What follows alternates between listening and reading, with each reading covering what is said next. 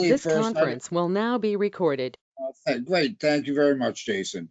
The first item on the agenda is introductions. So basically, I'm going to go down the list here with members first, and then I'll go to staff. And if you could just, as I say your name, just say here, present, or just wave. Barbara Yoakum. Present. Hello. Great. Doug Thornton. Yes, here in place of Stacy. Oh, okay, very good, very good. And then on my list is myself, Guy Corbacero. Then I have Jessica DeRoy. Here. Okay, Jonathan Krantz. Present. And Rick Ward, the alternate from Winchendon. Here. And Sean Copeland. Here. Okay, that is our full complement of members that are here. As far as staff, Karen Chapman. Hello. Very good. Montechusett RPC, so I imagine that, if I'm not mistaken, that is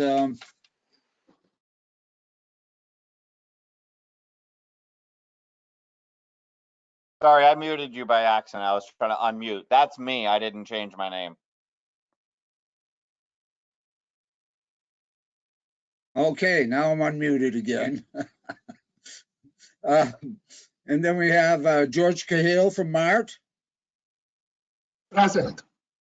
And Glenn Eaton, our infamous director. Present. And Holly Ford. Hi. And that covers staff, if I'm not mistaken. That is everybody. Did I miss anybody? No, if not that, if not so, we have the roll. So we'll move on to the next item is announcements. Does anybody, I do not myself have any announcements. Does anybody have any announcement that they would like to put out there? Not hearing any. I'll move on to the next item on the agenda. It is the approval of the November 4th, 2021 MRPC minutes. I think we have them right in front of us on the screen at the moment. They are posted in the folder on the MRPC website if you haven't had a chance to read them. If there is any additions, subtraction, corrections, I'll entertain that now. Otherwise, I'll entertain a motion to accept the minutes as written. So Mr. Chairman. Yes, George. I have a couple comments on the minutes. Okay, very good, George. First comment, would you please add after my name, Mart representative? Okay, very good. If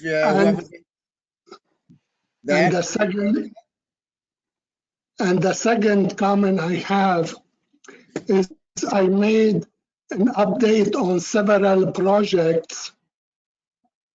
We are working on it at Mart.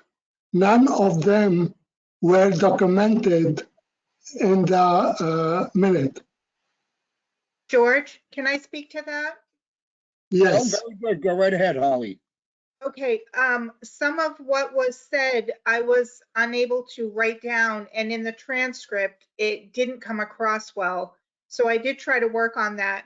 Is it possible to maybe talk to you on the phone and just get exactly what you were saying? I didn't want to misrepresent what you told us. Okay. I did the same presentation at MJTC last month, and Brad documented excellent. Oh, okay. You can copy it. Perfect. I will get in touch with Brad and I will do that. Good, thank you. No, thank you. Okay, great. Thank you, George. Do we have any other additions, subtractions, etc.? If not, I will entertain a motion to accept the minutes with the corrections that were noted here from George. So moved.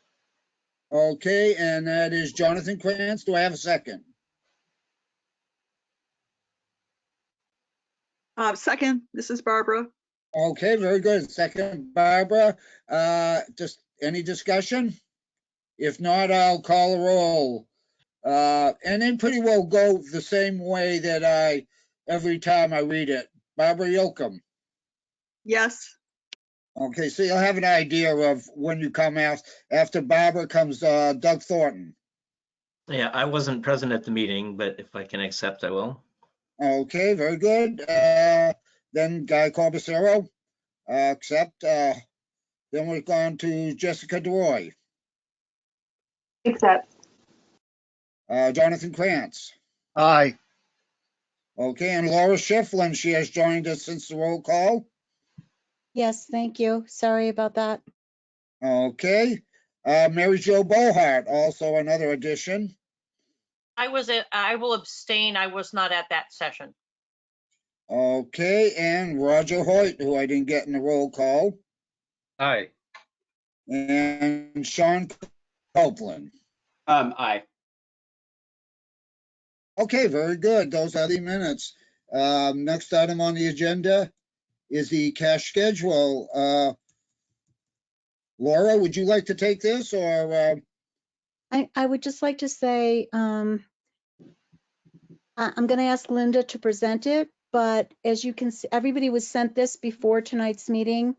And as you can see, rather than me, I'm a little weak right now. So rather than me reciting all of the numbers that are here, you can see that we're in good shape. We're very healthy. And that's what I see when I look at it. I'd like to have Linda complete the report, please, for me. Thank you. Okay, very good. Linda's not here tonight. Would you like to do this, Glenn, or would you like me to? I can summarize if it's okay. Thank you. Okay, very good. We'd be glad to. Happy to do so. Thank you very much. Opening balances on Halloween, we had about 142,000 in the checking.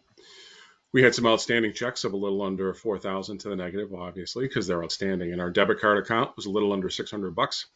Both MMDT, Mass Municipal Depository Trust, one account, we separate them because we're trying to put money aside for OPEB, which is other post-employment benefits. It's retiree health insurance.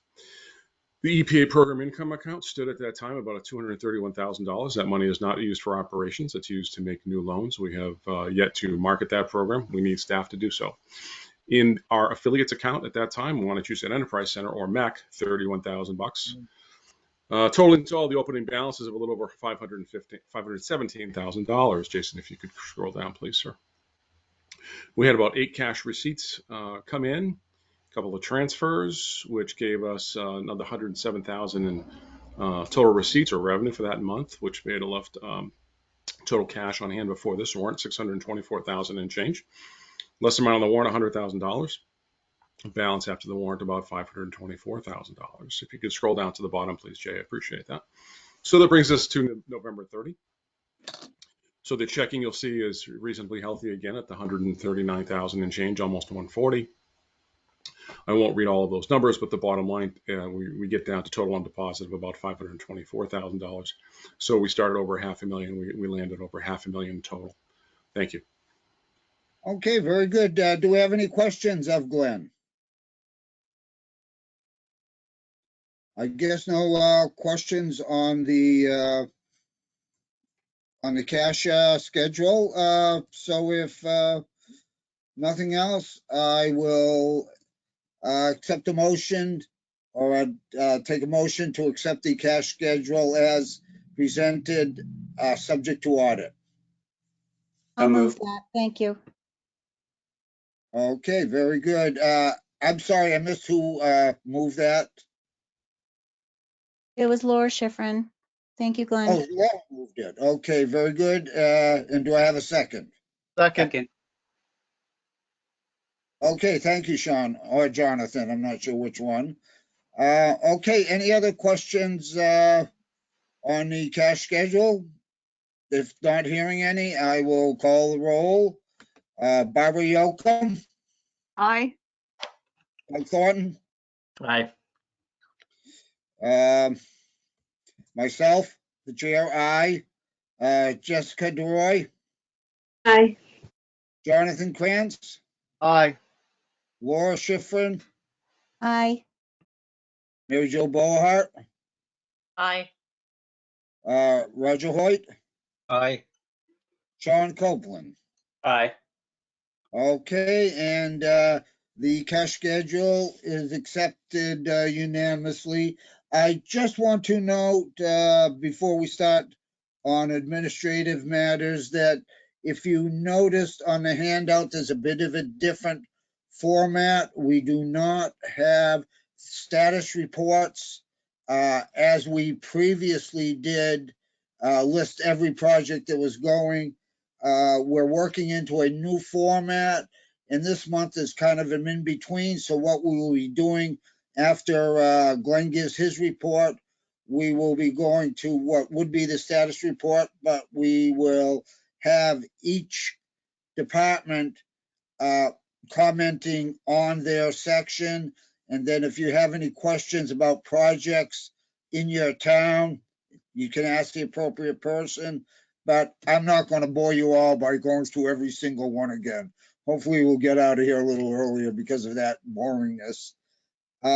So other than that, I will, and again, if you are interested in seeing what the status report is or a project, you can always go back to the minutes while Glenn is giving his update on administrative matters. So Glenn, it's in your ballpark.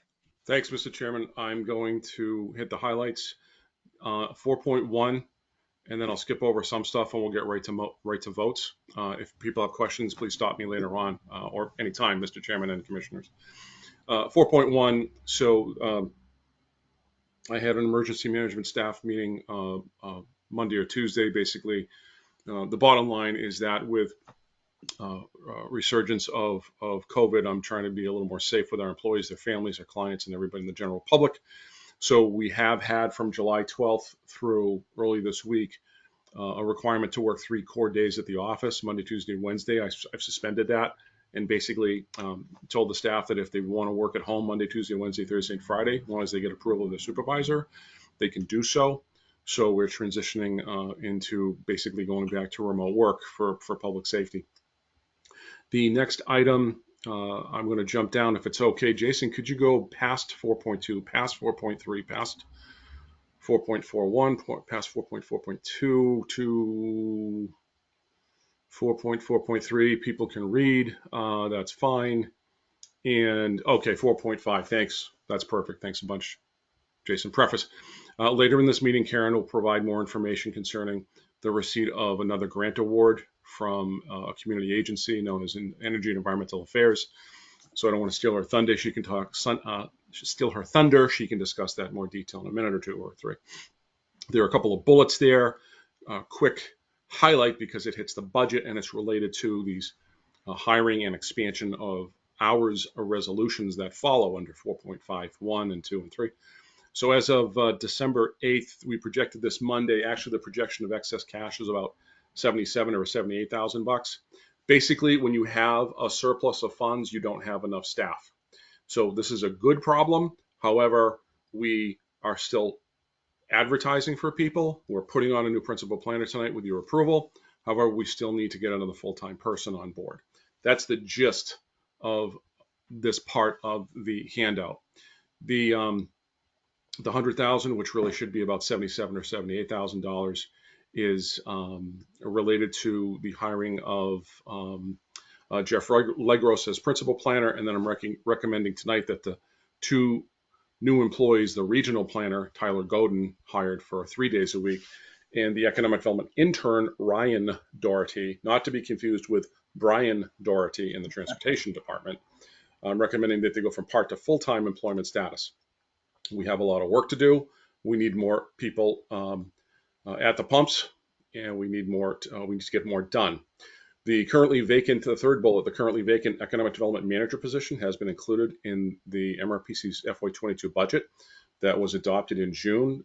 Chris McDermott resigned in September. We advertised quickly in September, early October. I don't have to quote anything about the national headlines concerning trying to find labor. It affects us as well. We have had no applicants for the economic development manager position or the ARPA grant director position. Management, we're going to re-examine applications received for all positions. We may re-interview candidates. We are certainly going to reach out to other organizations to find additional applicants. I won't bore you with the details. If you have questions, I'm happy to answer them. Jay, could you go to 4.5.1, please? So we had asked you to approve the hiring of an Erica Roper, R-O-P-E-R, made an offer after your vote in the affirmative. Erica took a job closer to home. She lives in Cambridge, I believe. We had another applicant, Jeff Legros. I hope I pronounced it correctly, Karen. And we interviewed him, and basically verbally he's accepted, subject to your vote this evening. The report is basically that we interviewed him on such and such a date, December 3rd. We recommend that we hire him for the principal planner position. Jeff is a very talented individual with broad skills, many in environment, but he's broadened in the last 5 or 10 years into other planning and development disciplines. So he will be a great catch for us pending your approval. If I may I just summarize the 4.5.2 and the 4.5.3, and then I would ask you, Mr. Chairman, and the commissioners, if you want to take these individually or as one motion. That's your call. You direct us what to do. 4.5.2, the new regional planner update. So that's Tyler Godin. We hired him for part-time work. I believe Karen spoke to him and said, you're willing to work full-time. I believe he's indicated in the affirmative. When I stop here, I'm going to ask Karen to clarify anything I may have misspoken about. Okay.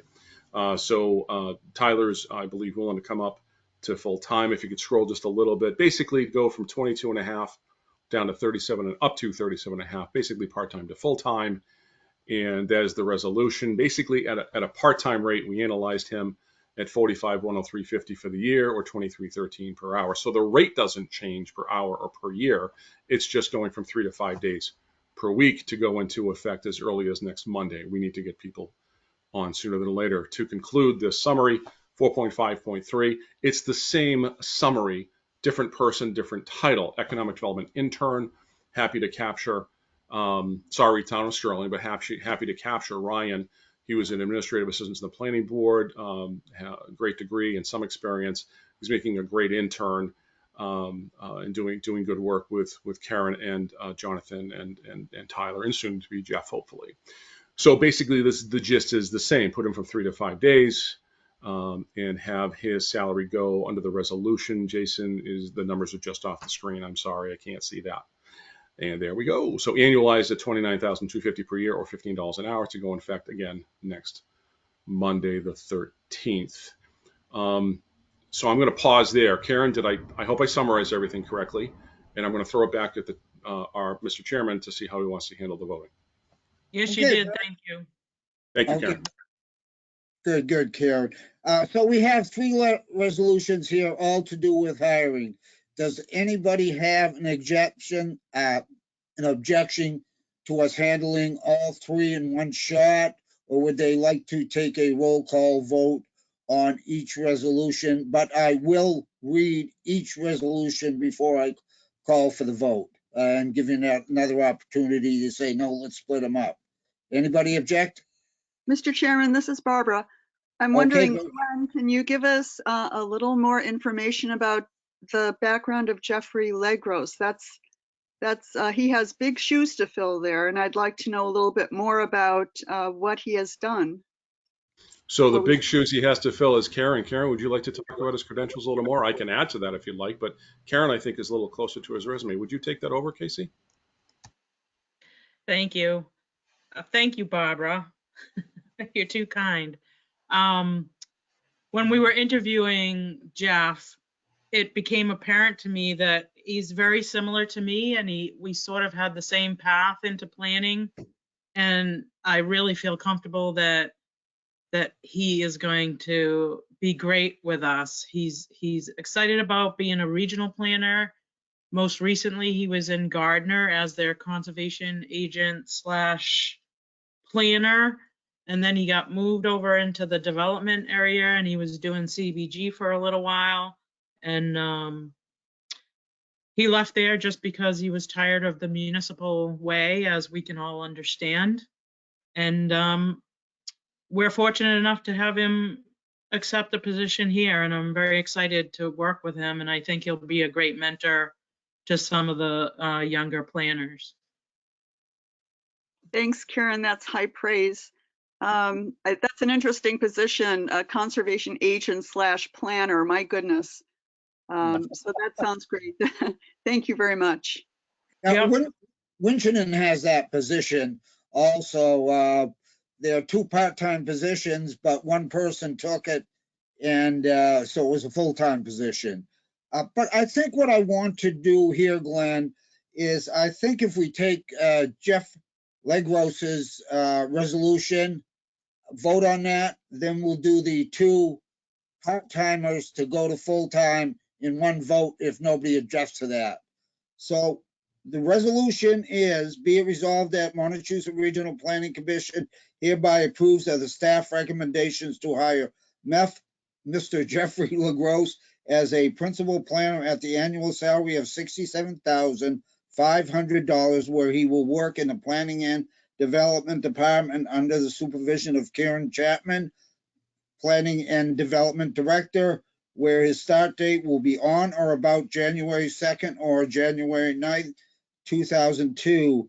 I just want to make a comment that I think this is a great coup, taking Jeff from Gardner.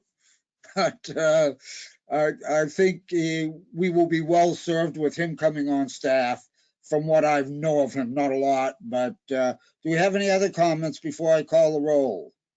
Or I ask for a motion? If not, do I have somebody that would like to move this resolution? Guy, can I say something? Bob Swartz. Absolutely, Robert. I know a little about Jeff. I've worked with him as a conservation agent. He's an attention to detail kind of a guy and always wants to do the right thing. So I haven't worked with him closely, but I was very pleased with whatever he had done, or if I worked with him, it was a good job. So you will move the resolution then? I do. I'll move the resolution. Okay, Robert, very good. Do I have a second? Second. Okay, thank you, Jonathan. Okay, any other questions, comments? If not, I'll call the roll. Barbara Yocum. Karen and Robert's endorsements mean the world. I say aye. Okay, very good. Doug Thornton. Aye. Guy Corbusier, the chair votes aye. Jessica Droy. Aye. Jonathan Krantz. Aye. Laura Schifrin. Aye. Mary Jo Bohart. Aye. Robert Schwartz. Aye. And I'm sorry, Roger Hoyt. Aye. Okay, and Sean Copeland. Aye. Okay, very good. Now, as Glenn had reported on the other 2 part-timers going from 3 to 5 days, we have 2 resolutions here. They're very short, so I'll read first resolution. Be it resolved that Montechusett Regional Planning Commission hereby approves of the staff recommendation to change Mr. Godin's status from part-time to full-time as described above for the same pay rate, which is currently annualized at the rate of $45,103.50 or $23.13 per hour to go into effect December 13th. That is the first resolution in regards to Ryan. And then we have basically the same resolution again. Be it resolved that Montechusett Regional Planning Commission hereby approves of the staff recommendation to change Mr. Ryan Doherty's status from part-time to full-time as described above for the same pay rate, which is currently an annualized rate of $29,250 or $15 per hour to go into effect December 13th, 2021. So these are the two resolutions that we're dealing with now. Do I have any comments?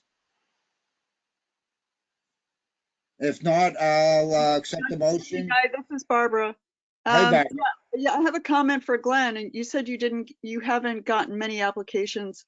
These are pretty low salaries, especially for the economic development intern. I mean, God, the cost of living these days is so unbelievably high in this area. So I'm not surprised that with the lack of applications. It's my only comment. Thanks. Yeah, Mr. Chairman and Barbara, you deserve an answer to that. It may or may not have been a question, but these salaries are within the guidelines of the compensation plan accepted by the commission about 18 months ago. That was completed January 20. So every 3 years, we have to update the compensation plan based on market conditions. I asked several months ago for the commissioners to increase the intern rate from, it was 13 and something, I think it was $13.50 up to $15 an hour. And the rates for regional planner and principal planner are within the guidelines of the salary compensation, the compensation plan, I should say. So that's where basically those numbers come from. The salary for Jeff LaGrosse is at the highest end for principal planner for a new employee. The regional planner is at the mid or high end. I don't have that piece in front of me. I apologize. But just you deserve to know where the source data, where the data comes from and what source. Understood. What is the minimum wage in Massachusetts now? I'll defer to someone else that's got a better memory. It's $13.25 or $50, or I know it's going to go to $14.25 January 1 of 2022, and that's why I asked the commissioners to go up to 15, because then the minimum wage in Mass would go to 15 on January 1, 2023, and I was trying to get ahead of the curve to be more competitive. Understood. Thanks, Glenn. Thank you, Barbara. Just Glenn, FYI, I looked it up and it's $13.50. Till the first of the year. Glenn, if I could, this is Mary Jo Bohart. I wanted to echo a little bit of what was just said, but even another twist. And it could be just a strong indicator as to why you haven't had any respondents. Given the labor shortage that all sorts of professions and hourly wage earners, businesses are experiencing, I happened to be at Target in Lunenburg a few days ago, and the walk off the street hourly wage earner is $16 an hour. Now, granted, obviously someone wants to be an economic development planner. They have a career path in mind. Obviously, when you work at Target, you don't necessarily, but it does indicate, just as an observer, that that's probably, the rates are probably not keeping up. And that's probably why you didn't get any respondents. That's all I wanted to. Yeah, Mary Jo, I take your data and your comments to heart. I want to clarify. The economic development intern, Ryan Doherty, is an intern at $15 an hour. The economic development manager posted salaries in the 60s, I think, 60,000s, somewhere in that area. I realize that, but when you took the intern to full-time, a full-time professional, if you will, and they're earning less than an hourly wage earner at a retail store. That's all I wanted to say.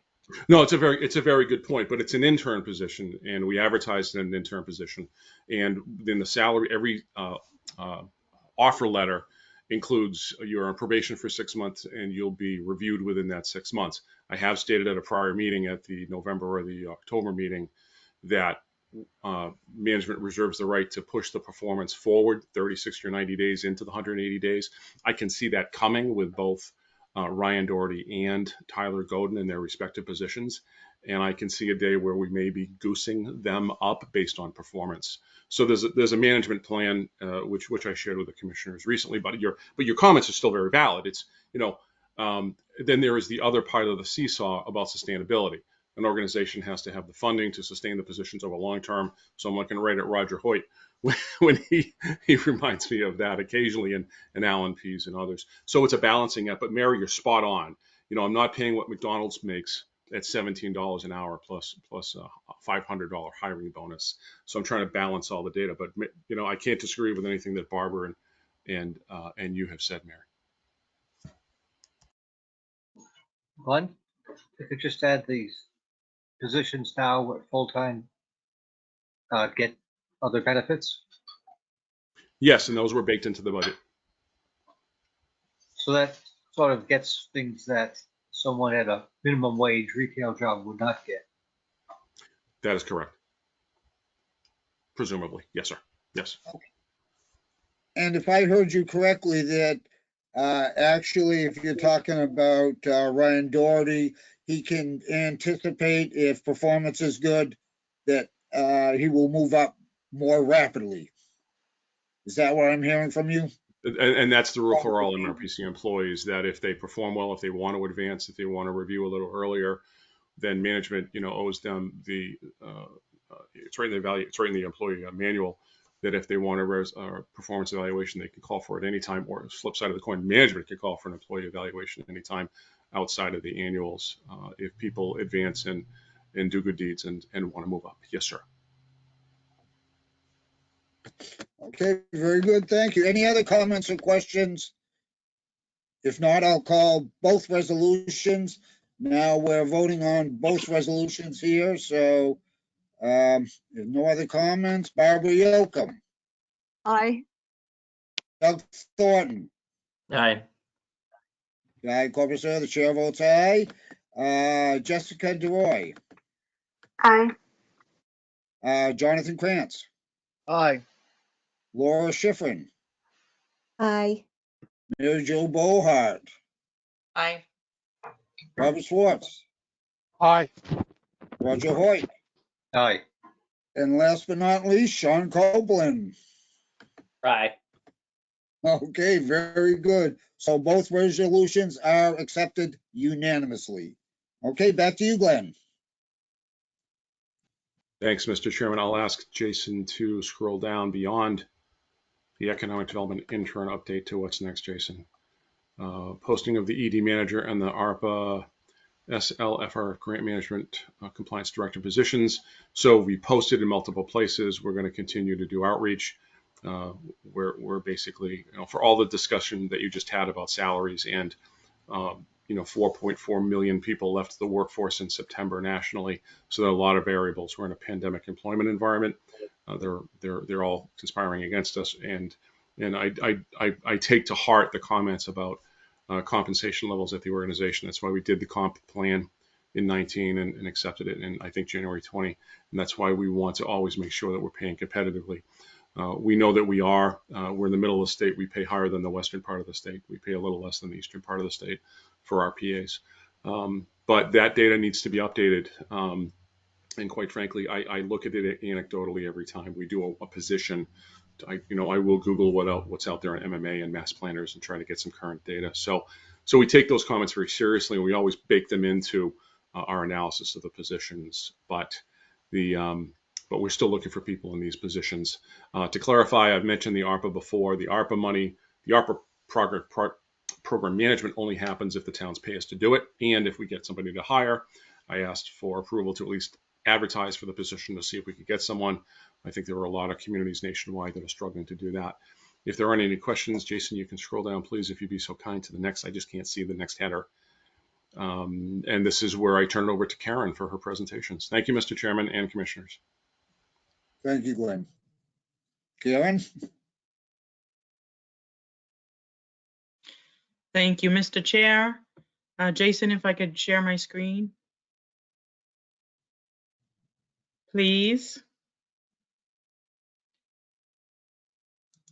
Is the button there for you to share right now? Yep. Okay.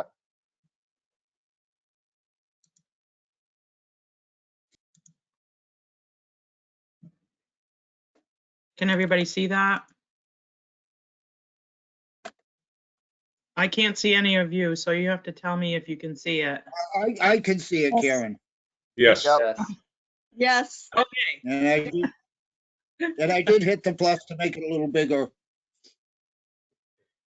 Okay, let me get this out of the way. So affordable housing in the Montechusett region. So I keep stats in a spreadsheet. This is not the whole spreadsheet. This is just a picture of the spreadsheet. It goes out about, well, I'm into the double letters, so it's at least 30 columns of statistics and information. So I'm going to go through a little of that with you. So of our 22 communities, the 3 largest populations are Leominster, Fitchburg, and Gardner. You probably already know all this.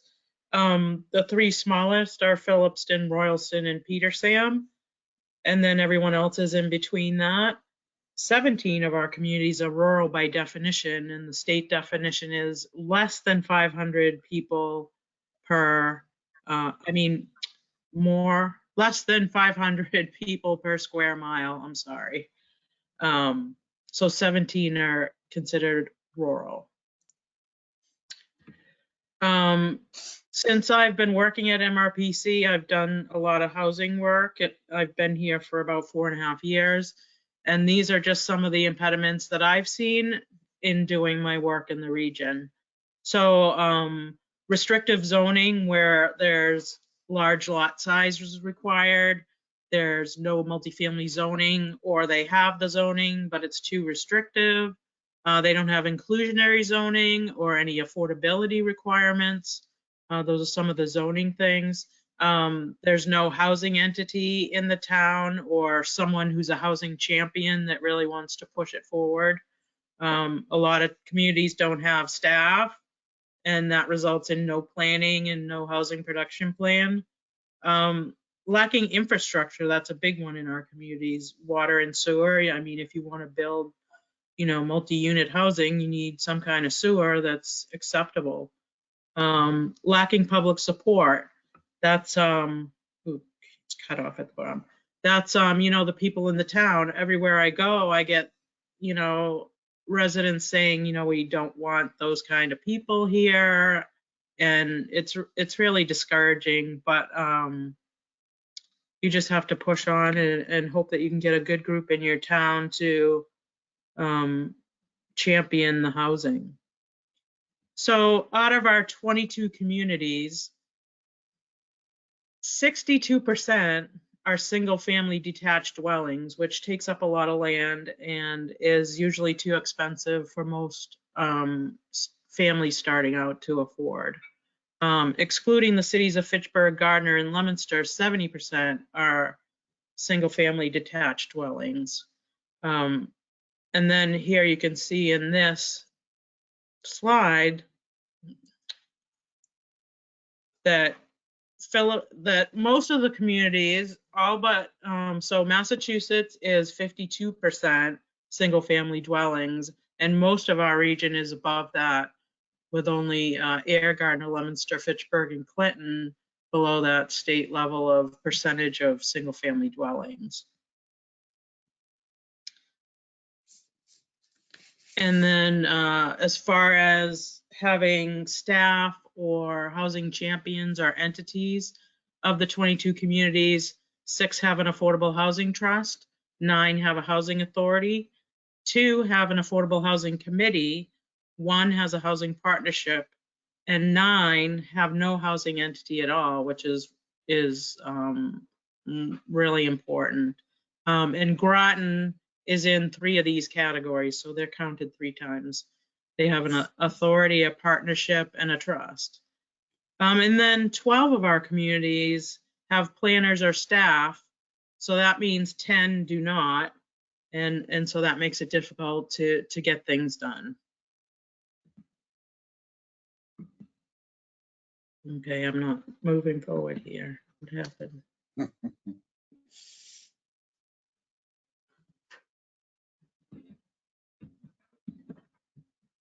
Uh-oh, I'm stuck.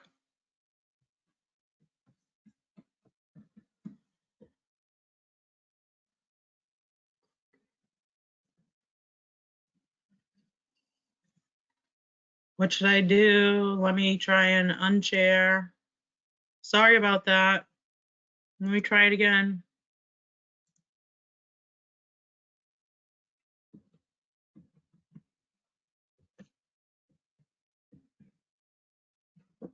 I'm sorry, it's not working. What, it won't let you click through the next slide or something?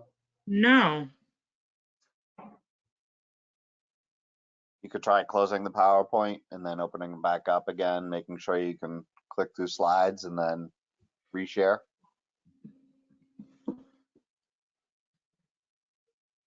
Okay. It won't even let me escape it. There we go.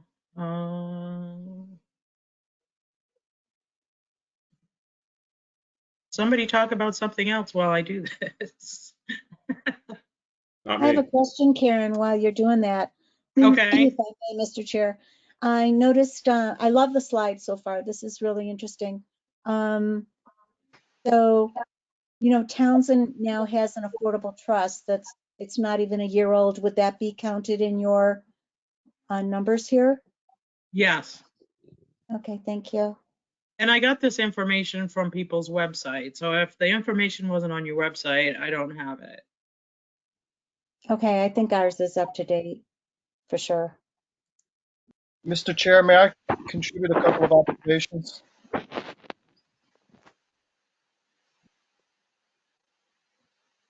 Hello? Go ahead. Jonathan, go ahead. I would add, I think this presentation is excellent and is very helpful. Thank you. I'd also add to the list of obstacles, I think that parking regulations play a role too. That is that the zoning regulations that enforce a certain number of parking spots per unit can be a real issue that inhibits progress.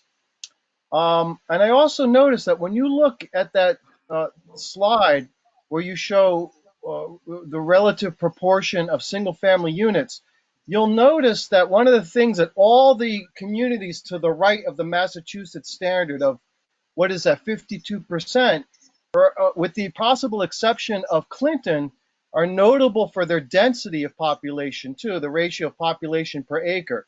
Air has only as around 8,000 people in a little under than 10 acres. So it's a small town, but relatively dense. Now, this is a chicken and egg thing. Is the density encouraging the more multifamily, or the presence of multifamily gives you the density?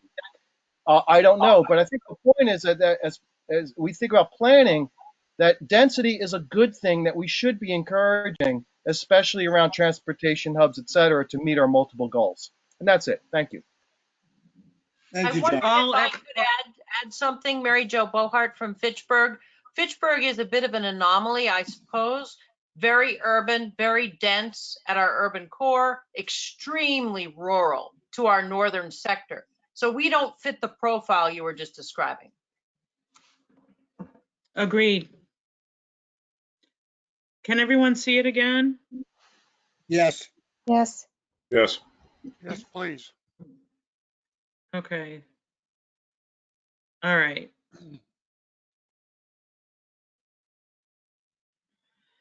So back to this, of our 22 communities, 8 have a housing production plan and 14 have an expired plan or no plan at all. And an HPP is important to get grants for housing. As far as a master plan, 9 communities have an active master plan and 13 have no master plan or an expired plan. And as far as the subsidized housing inventory, which is the tracking that the state does, 5 each in the bottom 3 categories of percentages. 8 to 10% is 6 of our communities, and only 1 community, Gardner, is over the state 10%. Water and sewer infrastructure, 7 communities have no sewer and 12 have limited sewer, 5 have no water, and 14 have limited water. I'm not quite sure of these. I went by the website and what I could disseminate from that. This slide I got from, it's cut off on the bottom. So the blue is the median home value that I got from the American Community Survey estimates. And those are based on assessors' values. The orange line is median home sales according to Realtor.com in the last 6 months. I did that today, so that's as of today. So you can see it's really wonky where the values and the sales are really far apart in some towns, but you know, this just gives you an idea of the values and the sales in the region.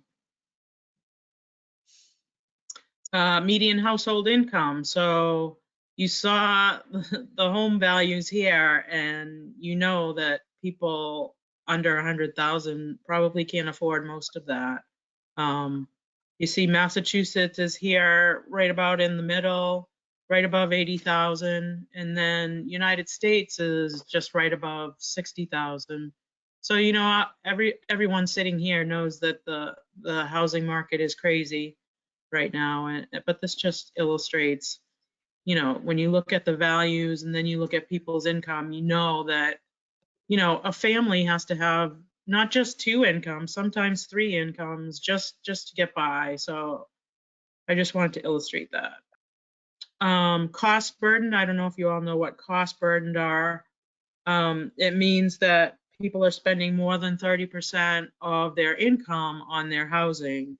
And when you're a homeowner, that's mortgage, interest, and principal, it's insurance, it's taxes, it's utilities, all rolled into one. So if you pay more than 30% of your income, you're considered cost burdened. And for renters, it's typically the rent and any utilities or maybe any fees that are monthly. So you can see that in our region, you know, it's rough out there. I mean, some of the renters, I mean, I don't know about this. In Phillipston, 100% of the renters are cost burdened. I don't know if that's actually valid, but I wanted to put this up here too. So the blue is the cost burdened owners and the orange is the cost burdened renters. And thank you for listening. And I can, if you all want, I can have Holly send this out to all of you so you have it. Please. Yes, Please please. do. Bob Schwartz. I find it very interesting. I would like to have a copy of it. Okay. Thank you very much, Karen. Are there any other questions of Karen? No, I would just say that we should be passing this along to all planning boards because they're responsible for most of what is going on with zoning. I agree with the comment made earlier about the parking spaces. That's come into play a number of times in Townsend. And all of this shortage that we have is self-inflicted. Absolutely. You know, a couple of years ago, we talked about having a housing group for the region, and I hope to revisit that. You know, it's difficult during COVID, but it would be great to have a housing group for the region. Thank you. Great, thank you very much, Karen. Thank you, Karen. Okay, very good. That's the regional development presentation and discussion. That was 4.5 and 4.6, Karen? No, I don't believe so. Okay, that was just 4.55. Do you have another presentation on regional development presentation and discussion? Or Yeah, am I Jason, reading- Jason, can you share that map? 4.5.6 is the, What map am I sharing? It's I forget what it's called. okay, we're talking about the big, Potential Big box. development, something. Oh, You had it up. I don't have that readily available to me. I thought it was up there with the agenda and the minutes. I thought are I we saw talking it. potential large projects? Yeah, Yeah. it's in the handouts link. Oh, this? Hold on. Okay, No I worries. think I got it. I didn't realize that was one of the things that was being shared. Hold on. I'll tell you, when she gets to this, to me, it was a jaw dropper yesterday at the MJTC meeting to hear these figures. Okay, so can you scroll up a little? Thank you. So I'm going to talk about 3 projects that I know of, and I don't know a lot of details. We did talk a bit about them last month. So this, can you scroll up a little, Jason? So this Lunenburg Central one, can you scroll up a little more? Thank you. That's as far as it goes for me. Okay, I just want to see the top one. Down, yeah. Scroll up. Which one are you looking for? The Lunenburg Central? Yes. Okay, Leave it can right you see there. that now? Yes. Okay. Sorry. So this one is on the north side of Leominster Shirley Road. The address of the project is actually 1263 Reservoir Road. So it's on 32 acres. It was a gravel removal site for Keating, and a 372,000 square foot warehouse distribution center. The hearing in Lunenburg was closed on November 15th. I imagine the decision is out, but I'm not sure. One of the things I read in the details was a maximum 140 peak hour trips. And if they go above that, they'll have to do something else. I didn't read the whole thing. So that's the first one. And then the middle one that says Fort Pond Realty, that's at 580 Fort Pond Road. It's an addition to an existing manufacturing site. They're expanding 272,000 square feet to expand manufacturing. And that's, the company is Unified Global Packaging. And that the public hearing with the Lancaster Planning Board is scheduled for next week, so that has not been permitted yet. And then where it says the Capital Commerce, there's the 40R, 150 units of housing. Lancaster is in the process of having their public hearing with the Board of Selectmen in order to submit their application to the state for 40R designation. That'll have the housing units, and 4 or 5 lots are slated for retail or small business. And then behind that, so sort of to the left, you can't really see. It's hard to describe. Anyway, so there's a Target distribution center, and that's the large one that we talked about last time.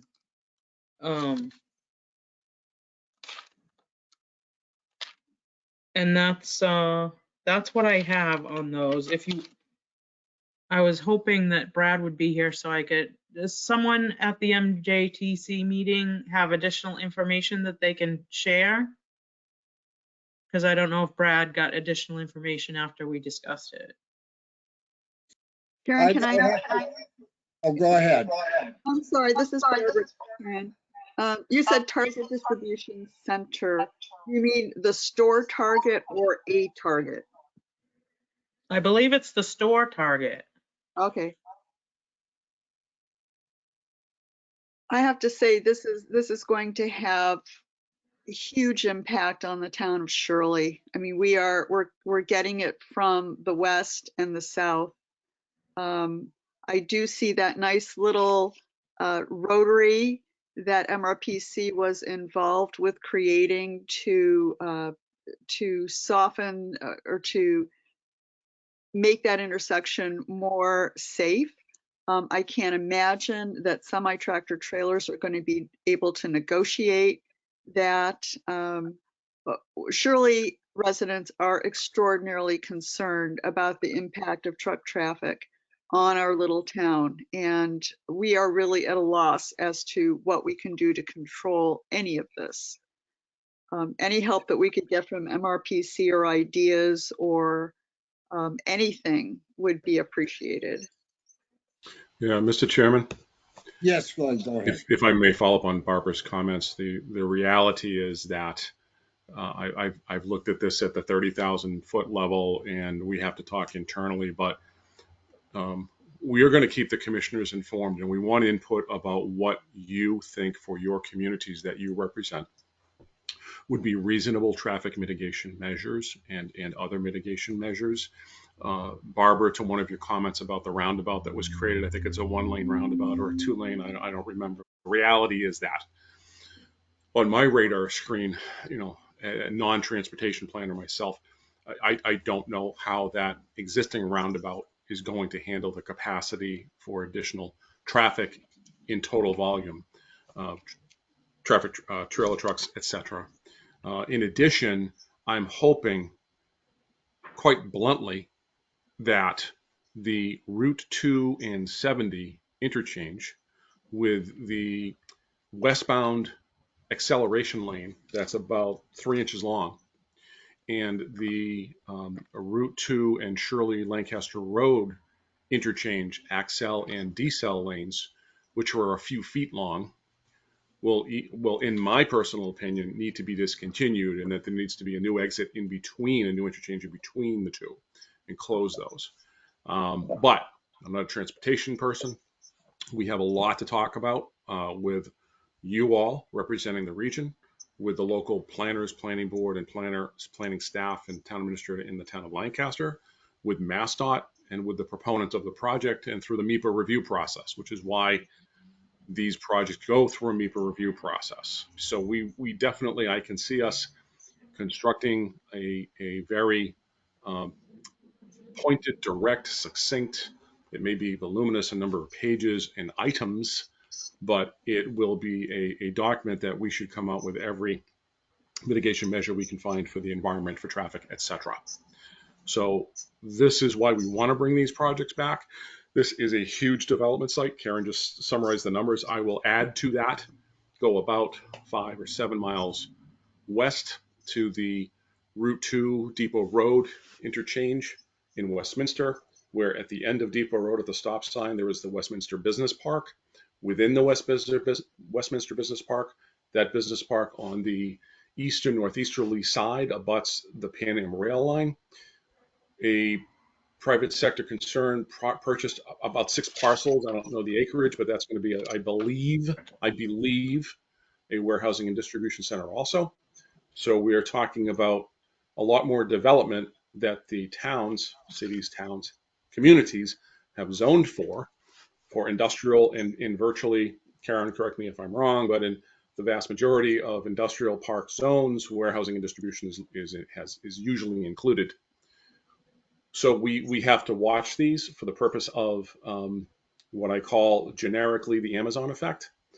These are facilities that are popping up at the top of Interstate 190, off of the Mass Pike, obviously with proximity to 495 and 95/128, and the development that many people have wanted for so long in this region, not everybody, but a lot of people for jobs and other uses, is happening. But I think we need to put in a lot of input to try to make sure that we get a lot of mitigating measures constructed and addressed through transportation, the environment, and other areas. Thank you for your time. Glenn, I just want to add that you're absolutely right. Those mergers are deadly. There's not much room to merge, and it's because Route 2, when it was developed as a highway, dates to the mid-1930s. Some of the interchanges have been updated, like at Devon's, but not the one in Shirley, not the couple that you mentioned. It's Can't agree with you more. Thank you. long overdue. Long overdue. Thank you. You're so right, Barbara. You're so right. Yeah, I know yesterday at the MJTC, we're talking about that Capital Commerce one.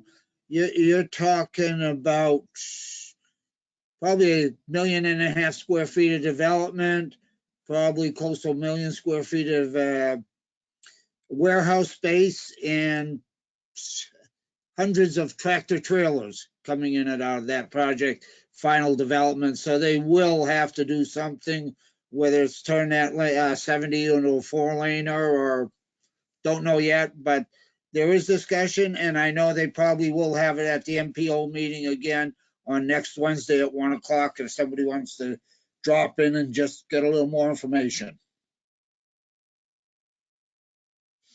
Okay, any other questions of anything before we go on to the next section, which usually is our status report, but we've reformatted it a bit for this month, and we will do it. We're in the middle of it right now, so this is just a temporary way of doing it till we work out the details. What we're going to do here is instead of reading the every little project, we're going to do it with the department head updates as needed. So this is group 5 or section 5, and 5.1 is geographic information system. This is Jason's department. Do you have any updates or any information, or No, I does I don't have any significant updates to report this month. Okay, does anybody have any questions for Jason within this area, his area of expertise? Well, not hearing any, we will move on to planning and development, which is Karen Chapman's department. Thank you, Mr. Chair. Okay, thank you. Go ahead, Karen. So Glenn had talked about a planning assistance grant that we were awarded. So in May, we applied for 4 planning grants, and we were just finally, 6 months later, they awarded 148,000. We applied for 158,000, so we'll distribute the change through each project. So we got money to update Townsend's open space and recreation plan. We got money to develop a solar bylaw for the town of Hubbardston. We got money to do 4 master plan chapters for the town of Ashburnham, and money to do climate resiliency planning for the town of Phillipston. That was the climate resiliency was submitted by the transportation department. So our department will be working in conjunction with the transportation department to do that project. We actually got the executed contract back from the state today, so we can start work on that. So we'll be developing timelines and scope of services and budgets, and plan on doing kickoff meetings in January with those 4 communities. Let's see, the Shirley Housing Production Plan that we wrote for them was recently approved by the state, so that's good until 2026, I believe. On December 1st, we submitted a Brownfields grant application in the amount of 500,000. If we do get that, it would be for assessments, phase 1 and phase 2 assessments and reuse planning. And of that 500,000, about 445,000 would be for the assessments and planning, and the remainder would be for our time and coordination and administration of the grant. The current Brownfields grant expires September 30th, 2022, but we're pretty much done with the grant. We only have like a couple thousand left to spend, so that's timely. Let's see, Green Communities. Back in April, we applied for 3 of our communities, Harvard, Fitchburg, and Townsend, for competitive grants. Those were awarded in July, but we had to keep it secret because the state wanted to announce it, but they didn't announce it till October, and I totally forgot about it. But anyways, so they were awarded $510,506 between the 3 of them.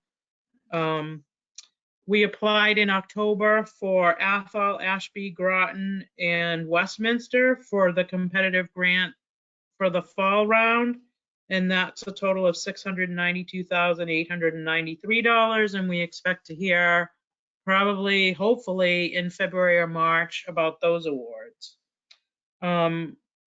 In November, We did 12 Green Communities annual reports for 12 of our communities. Kayla Kress was instrumental in helping me. I've trained her to help me with these, and she just did a terrific job gathering all the data and inputting the data and working through these annual reports with me. I just want to give her a kudo. And then the next competitive round is in April, and I believe 2 or 3 of our communities are interested in applying for those. And I believe that's all I have. I know it says hazard mitigation program on here. Someone had asked me, and I can't recall now, I'm sorry if it's any one of you, about hazard mitigation plans and if there was money for doing them. And, you know, we're working on Lancaster's hazard mitigation plan right now, and they use money from their CARES Act funds, but there is HGMP grant program where there's no match required and you can get money to do hazard mitigation planning. The state person in charge of that program said there's $110 million available, and that the state will take, you only have to put in a notice of intent, and the state will bundle all those notice of intents and send them into FEMA, and the state will, MEMA will get the money, and then MEMA would distribute it to the community. So if you want more information about that, you can email me. And that's it, I believe. Thank you. Okay, very good. Any questions of Karen?